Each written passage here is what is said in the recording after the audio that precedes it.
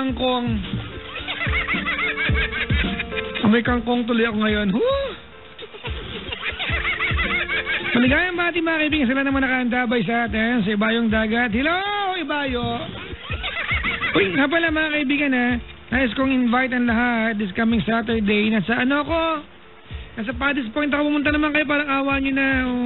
Ngayong Sabado, Paddy's Point Philcoa on Sunday ng gabi, Paddy's Point Shop Boulevard. Magkita-kita po tayo, darating po ko lang damit, promise. Uy, na-excite! And then, joke lang yun daw. Nagdadamit ako, baka mapulmonya ako.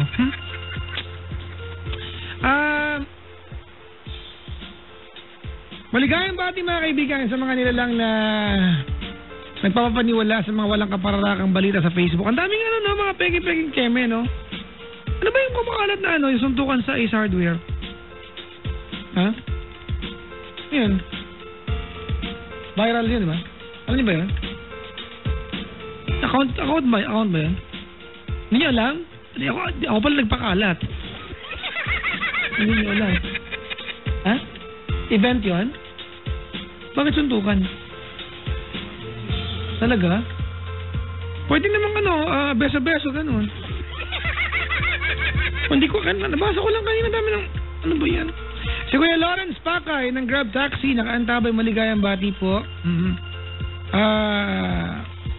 Thank you. Sabi ni Christine Dera, Lawrence Pakay ng Grab Taxi, maligayang bati po. Thank you very much. Sa mga nakaantabay sa ating mga kaibigan, sa Mandako ng Kapuluan, maligayang pakikinig po sa inyo lahat. Si Mama Jenny Marigalang, thank you for the assistance kanina. Thank you very much. I'd like to say thank you very much sa lahat po ng mga doctors at yung mga staff ng San Lazaro Hospital. Thank you very much for the care that you rendered my brother. Nakalabas na kanina yung kapatid ko. Hindi ko sinasabi sa inyo mga kaibigan. My brother was in the hospital in the past 7 days. Medyo groggy ako ng ilang araw kasi ang lolo nyo ay may pinagdadaanan. Piliin niyo ako ng 1.5, gagaling ako, promise. 1.5. Nakakita na may ganyan ba kayong kaibigan? Pag nagka-pera, gumagaling. Diba yung pera ang katapat ng lahat ng bagay sa kanya? No? Ako ba yun? Kung malungkot ka, binigyan ka ng mga 50, masaya ka na. Malungkot ko, 1,000. Oh my God, masaya ko ganun. Ay, nako. Sa mga bisita ko tonight, mga kaibigan, wag ko marinig sa inyo na giniginaw kayo, ha? Ay, inis ako minsan eh. Pupunta-punta ng booth dito tapos sasabihin sa akin, ang ginaw po, naki-aircon ka dito tapos magreklamo ka. Tsura mo. Saan ba ako maghapon ngayon? Sa bahay pala ako. Muli mga kaibigan, ha? Pasalamatan ko lang po aking Cherry Mobile family. Thank you for dropping by, Miss Agnes Conopio, Miss Chris Cuevas, and Denise Manalo. And thank you for my brand new Cherry Mobile phone I have now on my hands, the Cherry Mobile Flare S4 Plus. Ganda na ito. Binigay sa akin kanina. Gusto ko pa na 10 piraso. Ba't ba? Mali mo ibigay. Nag-request ako sa kanila, di ba? Binigyan ako isa. Kasi isa na request ko, di ba? Kung sana request ko 17 ano ko, store? May inventory ako. Di ba? Cute naman na ito. Ganda 5.1 lollipop yung kanyang OS. Tapos ano siya, 5.5 HD. Front HD ba yun? Ayan ha. IPS OGS. Basta maganda siya. 3 gig RAM plus 16 gig na ROM. Dual SIM, micro and nano. Rear camera niya 16 megapixel, yung front 8 megapixel DSi. Wi-Fi, di ba? Bluetooth 4.0. Ganda naman nito. 1.3 GHz octa-core. Basta maganda, okay na yan. Pagandahan tayong telepono. Wala ka pala sa... Uy, mga kaibigan, natawag na 832-6171 or 1-810-100-5683. Ulitin ko lang, 6171 or 1-810-100-5683. Sunny de Milano is tuning in right now, mga kaibigan. Papasani, maligayang pakikinig. Sabi niya, wow! Start ng show, I admire him. 2 Pops. Work mode ulit. Uy, maligayang pakikinig po. Thank you very much. Maligayang pakikinig naman. Yan. Happy birthday to Leyland J. Martinez ng Rhode Island, USA. Thank you so very much for tuning in. Babad sa akin sa Instagram. Batiin ko nga silang lahat ngayon. Ito.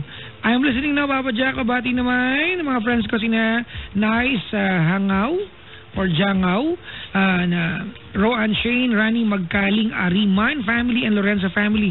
Sasawa ko si Ryan Neil Lorenzo andito sa Saudi ngayon, Papa Jack from Leia ng Saudi Arabia.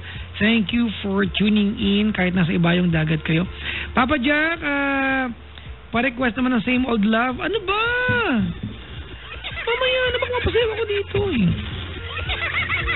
Papa Jack, kabati naman Akira Amir Alvaro, proud papa from Riyadh, 5th owner kasi siya. Ooh, from Devxer. Tama ba yung basa ko dyan? Maligayang pakikinig. Ulilo ha, binabati ko lahat ng mga nilalang na ang Facebook profile name nila ay Jejimon. Hindi ko maintindihan bakit may mga tao, bato-bara sa langit, na ang kanilang profile name ay pabaliktad ng pangalan nila para kay mga gago. Magkadiretsahan na tayo. Yung pataob, diba? Diba para kang tanga? Eto ba bato-bato, mga kaibigan ko tatamaan nito. May mga pagkakataon, mga kaibigan, may kaibigan ako sa Facebook na hindi ko na alam kung sino siya. Unang-una ang profile picture niya hindi siya. Pangalawa, ang kanyang profile name ay in Japanese character. Meron kayo niya kaibigan? Paano ko ito makikilala? Diba? Sus Garbansus. Melbourne, Australia, Ate Vic, Mama Linda, and my hubby Vin na nag-41 habang nakikinig sa'yo. From May or May, maligayang bati po. Papa Jack, hi to Rod, Pearl, and John, your avid listeners. Ikaw ang mambagisin namin sa night shift namin. We thank you very much from PJP. Thank you. Caller number 2 for tonight, we've got Mary Jane ng QC. Hello. Hello po. Hi, Mary Jane. Hello po. Mary Jean o Mary Jane? Mary Jane po. Mary Jane. Hi, ilang taong ka na ate?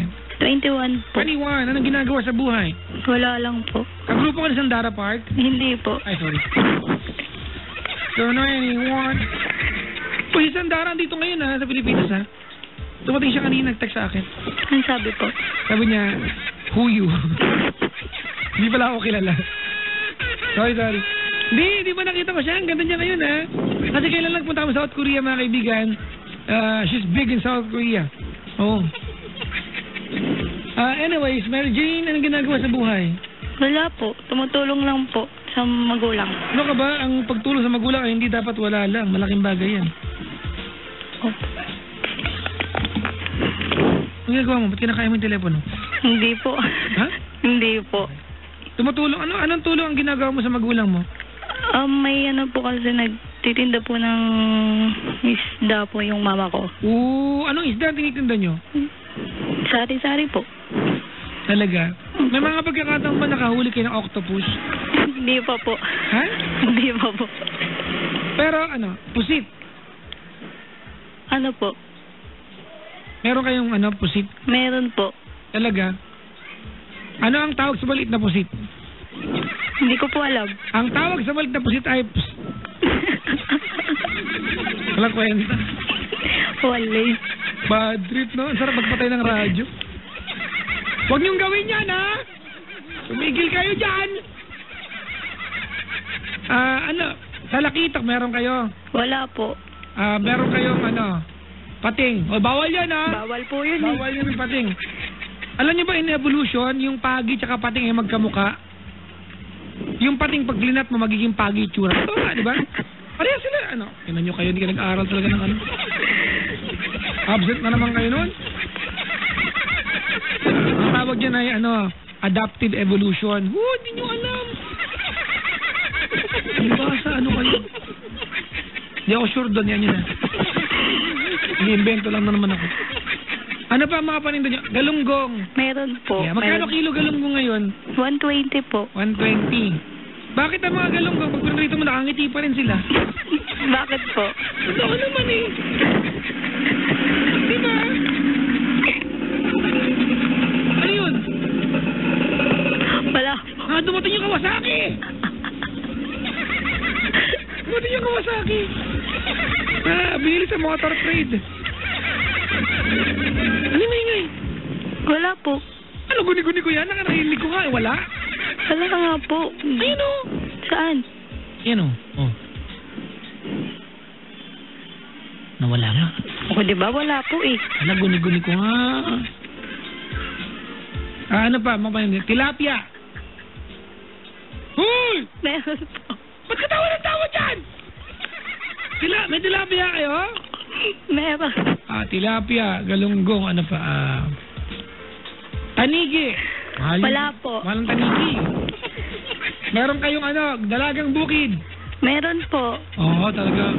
Naniniwala ka ba na malayo magpinsan si dalagang bukid tsaka si Hello Kitty? Wow. Parang silang pink kaya. Diba?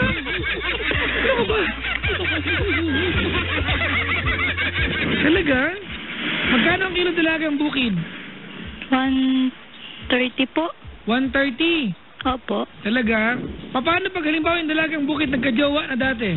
Hiwalay Paano lang. po? Hindi na dalaga. Hiwalay na bukid. Ano ba yan? May jowa ka na? Po? May jowa ka na? Wala po. Nagkajowa ka na? Opo. Nakita niya yung tilapia mo? Bakit ba? Ano ba? Yung pa rin naman tilapia. Ang babi ng utak nito mga to. Ano pag-usapan nga pala natin? Po? Ano pag-usapan natin? Problema po sa pamilya. Pamilya. Opo. Ay, mabigat to pag ganito. Pagod na ako eh. No? Bukas na lang. Sige po. Sige na, magkwento ka na. Ano po kasi, yung mama ko po kasi, pinamanage po sa kanya yung tindahan po. Yung isda. Hindi po. Grocery po. Meron pa kayong grocery minamanage? Opo, pinamanage po ng ng tita ko po. Sa kanya? Opo. Okay. Tapos, ginive up niya po yung isda. Kumbaga, tumigil sa pagtinda ng isda. Opo, nag-umpisa po. Sa grocery lang siya nag-focus. Opo. Baka naman kasi gusto niya aircon naman kasi di ba siya grocery aircon yan, di ba? Hindi naman po, lang po siya sa may market lang din po. Okay. Mas malaki po yung kinikita namin po sa isda po. Isda. Kaysa po dun sa grocery. Di ba hindi kayo magtinda ng isda sa grocery para tapos? Di ba? Wala po kasi yung isda wala pong permit po eh. Walang permit yung isda? Opo. Wala kayong permit sa pagtitinda ng isda? Mahirap ba kumuha ng permit? Opo. Kasi mahal po yung inaano nila. Mahal yung? Po. Mahal po yung pag-ano po ng permit po. Okay. Tapos? Tapos ayun po, simula po nung nakuha po namin, napunta po sa kanya yung grocery. Lahat po nag-iba. Paano lahat nag-iba? Naging mas mas mainitin yung ulo. Tapos lahat. Ilan kayo magkakapatid nga pala? 5 po, ako po panganay. Okay. Yung tatay mo, anong trabaho? Ganon din po. Anong ganon din? Nag-isda din po. Okay, nagtitinda pa rin isda ngayon? Yung tumigil na po yung papa ko ngayon. Ano nang ginagawa niya? Nasa grocery po. Sila ng mama mo? Nagbaliktad na po. Paano nagbaliktad? Yung mama ko po, nagbalik po ulit sa isda kasi po wala na pong kinikita po yung grocery. Okay. Tapos yung papa ko na po yung nag-manage po ng tindahan. Okay. Ano ang tanong mo sa akin? Kasi po yung tita ko po, nangutang po yung mama ko ng 100,000 sa kanya para po umano yung grocery. Teka lang, sino nangutang yung mama mo? Opo. Nangutang sa tita mo? Opo. Pero sa tita ko pa rin po yung grocery. Pero bakit nagkakutang nanay mo kung di pala magiging kanya? Yun nga po eh. Ang usapan po nila, 2 years, mababa sa kanya na po yung grocery. Ah, okay. Tapos sa pagtapos po ng 2 years, pang-4 na taon na po ngayon. Yung usapan po nila, hindi na po nangyari. Okay. What do you mean? Hindi pa rin napunta sa nanay mo? Opo, kasi po ang usapan po nila, pag natapos na po yung utang, bibigay na po. Natapos na ba yung utang? Hindi pa po. Okay, hindi binigay. Hindi po, pero po kasi, nung natapos na po siya, binigyan pa ulit po siya ng another po na utang. Nangutang ulit nanay mo? Opo. Magkano naman yung 100 po ulit. Ulit 200 na. 100 na lang po, natapos na 100. Mahina ako sa mati, ba't ba kasi? Kasi naman, ginugulo mo. Alam ko naman. Kung matapos yung unang bayarin 100,000 ng utang ulit. Opo. O, hindi talaga mapagay yung grocery. Kasi di ba ang usapan, walang utang dapat. Yung nabayaran, dapat nga po, tapos na po, di ba? Bigla nga po siyang binigyan pa po ng utang. Hindi naman na po dapat nang makukuha. In-offer yung pera. Opo. Ang ganda naman niya. Ito na, 100,000, kunin mo na. Saan din nila na nanay mo yung 100,000? Pinasok po sa grocery po. Ay, hindi naman magiging kanya. Po. Yung araw-araw ba na kinikita ng grocery, may nakukuha kayo? Siyempre. Meron po. Pangangailangan po ng mga kapatid ko. May nagagawa pala yung kita ron. Opo, kaso po, masakit po kasi doon. Nung ganito po na matumal po, pinaghahanapan na po siya ng pera. Sinisingil na po siya. Ginigipit na po. Don't get me wrong, ha. Siyempre, alam mo kasi sa negosyo, ate, ano yan eh, iba kasi when you look at the business, when you look at your business from a relative, point of view, or a business person's point of view, baka nagpapakanegosyante lang, hindi naman birong pera nilabas dito masiguro. Hindi naman po kasi siya, hindi naman po yung mama ko yung nanghiram ng pera, siya naman po yung nag-offer ng pera. Pero kinuha pa rin ng mama mo, di ba? Opo, pero pinasok naman po dun sa grocery niya po. Okay, wait lang, ang hirap kasi pakialaman ng issue na to kasi unang-una usapan to ng mama mo tsaka tita mo, tama? Opo, kaso po nahihirapan na po kasi ako, pati po yung mga kapatid ko. Kasi po yung pangalawa kong kapatid, hindi na po nakapag-aral. Okay. Dahil po nagbabantay po sa gabi kasi 24 hours po. Ano ang tanong mo sa akin, Mary Jane? Kung gusto mo mag-apply na magbantay sa grocery. Kung bakit po sila gano'n, nanggigipit po sila sa oras ng kagabitan po ng mama ko. I think ate nagpapakaanak ka dito, If anything, nagpapaka mabuting anak ka sa magulang mo. It's a good thing that you don't want your parents, diba, to have a difficult time dealing with problems na may kinalaman sa financial, diba? Pero ate, ayoko rin kaligtaan kasi na negosyo kasi ito eh.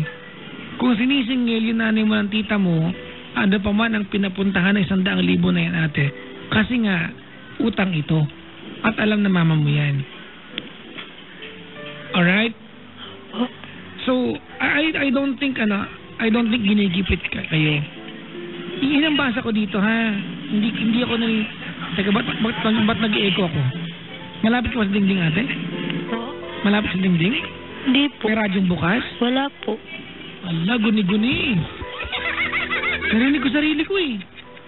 Yan. I'm not sure kung ginigipit ang tita mo yung mama mo, ate. Siyempre, yung tita mo naglabas ng pera, baka may pangangailangan din siya. Kailangan niya maningil. Baka nga po. Uy, naman pala eh. Ano ba ang tanong mo sa akin? Kasi kung ang tanong mo, Papa Jack, bakit po sila ganon? Bakit di sila tawagan? Bakit ako? Kasi po... Ano sagot ko dyan? Wala man sagot yan eh. Hindi ko naman kaya sagutin yan eh. Kasi po, pag nagpupunta po ako doon, sa tita ko po, lagi niya po sa akin, asan na yung ng nanay mo? Bakit ganito? Bakit ganyan? Nasaktan ka lang kasi anak ka, diba? Lagi niya po kasi akong sinisigawan.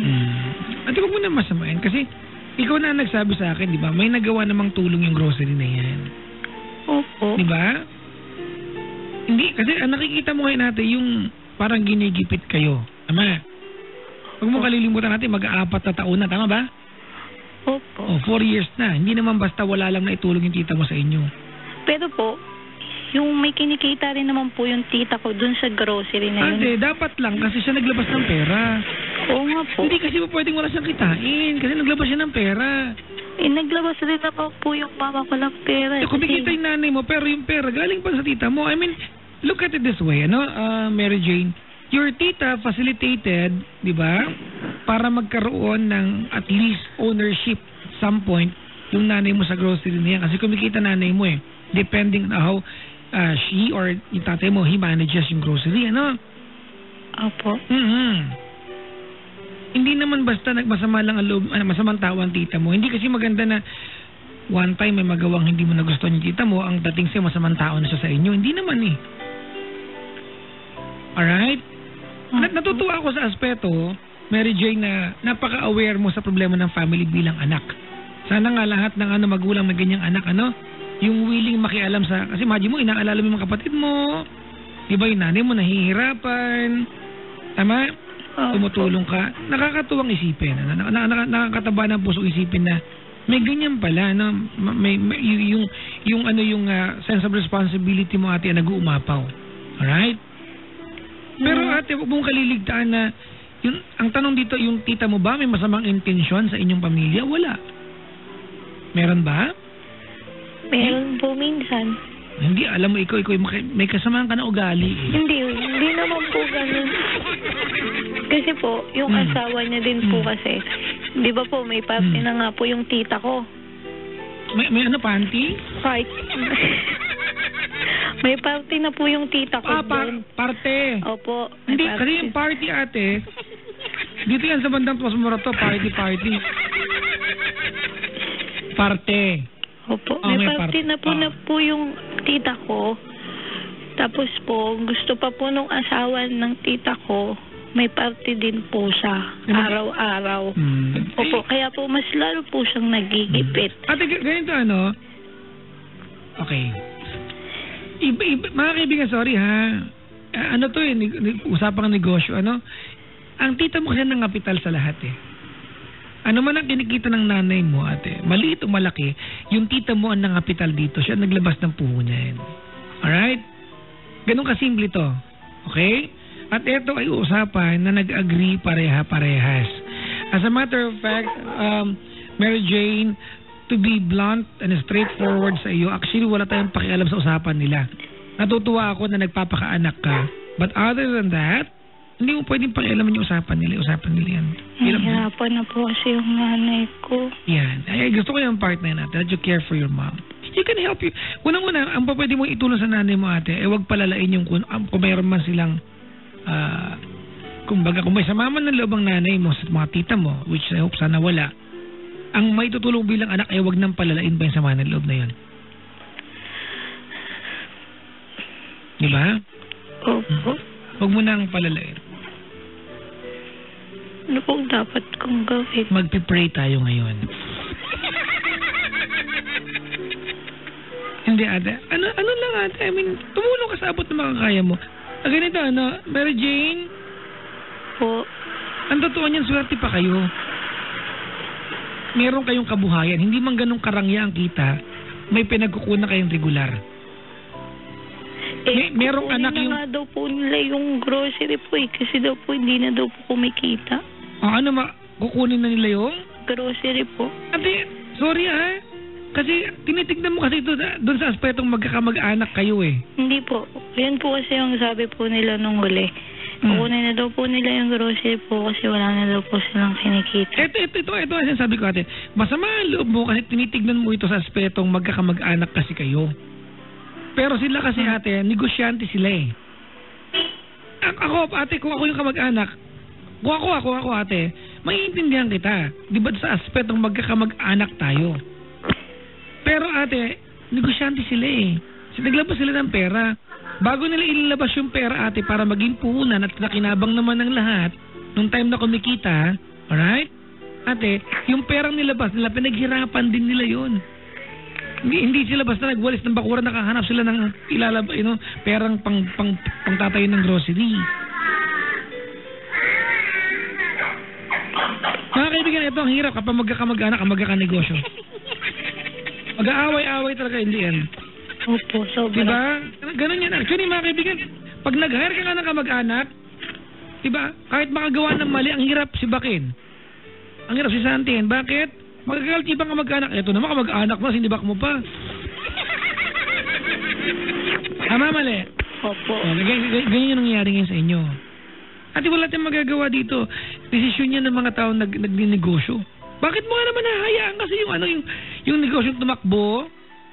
Di ba kung wala kang kinikita at naglabas ka ng pera? Naintindihan ko sa mga loob mo natin. Naintindihan ko rin yung tita mo naglabas ng pera. Investment ang tawag dyan natin. Hindi po pwedeng malugi yan.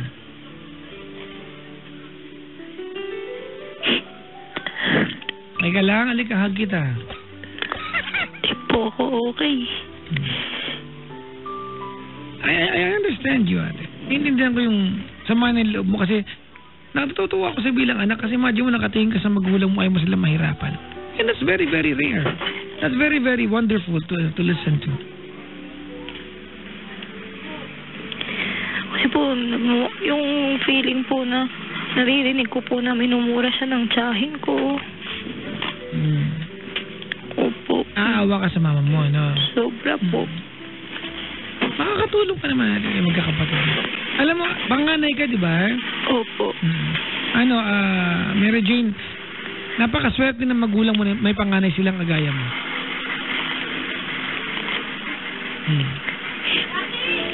Napakaswerte. Kasi, ate, naman nung nilabas ng tita mo yung perang pinamuhunan sa grocery na yan, maganda naman ang intention nila. Pinagkatiwalaan kayo. Siyempre, naglabas ng pera, ate. Siguro, hindi lang maganda yung part na minumura. Diba? Opo, hindi po talaga. Yun. But I understand the intention. Ate, kasi siyempre, naglabas ng pera eh. Nag-gets mo yung point. Opo. Sige, na lang, ate, magmiminsahe ka sa magulang mo yan. Palakasin mo yung loob nila dali. Ayoko po, naiya ako eh. Ay, di bukas na lang. Next time na lang. Wala kang gustong sabihin sa kanila? Sa nanay ko po. Dali, sige, nanay mo. Ay. Kahit anong mangyari, tutulong ako.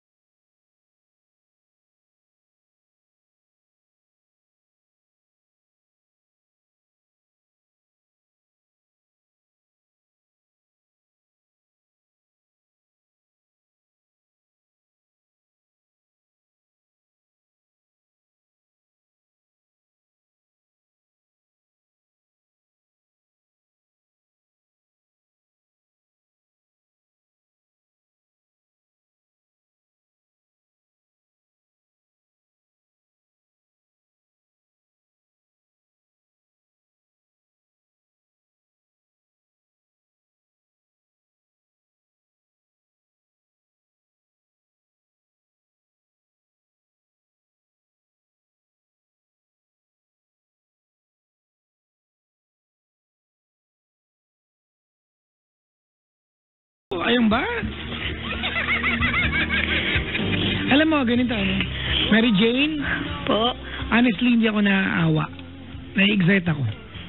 Alam ko mahirap yung nagdadaanan, pero with the heart that you have para sa family mo, ate, ang layo ng patutunguhan ng pamilyang ito. You are a team player, ate. And I'm so proud of you. Thank you po. Diba? Bibira ang anak, mga kaibigan, that they sit down and try to digest, diba, yung katotohanan o yung katotohanan ng problema ng family na magulang nyo, diba? And you're doing that. Ano? Napakaswerte na magulang mo for having yung kanilang panganay na anak bilang ikaw. Congratulations sa kanila. Mahirap man. Kasi iba yung dating, di ba, kapag sa family na nahihirapan yung magulang pero may anak na nakakaunawa. Sa magulang mo, ate, sapat na yan para lumakas ang loob nila.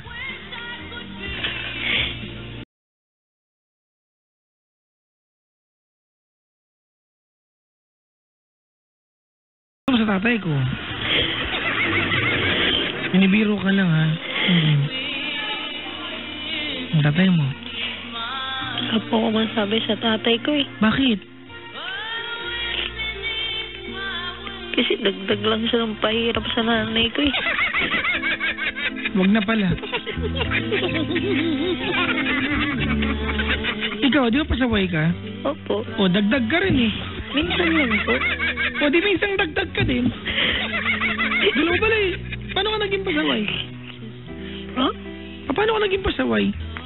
Minsan po kasi tinatamad po akong tumulong pag sinisigawan niya po ako. Pag mainit po yung ulo niya, dinadamay niya po ako. Hindi, siyempre ang mga nanay, aburido yan eh. Kaya nga po. Alam mo ang tawag dyan? Tantrums. Ganun. Repeat after me, tantrums. Tantrums. Di ako sure doon naman eh.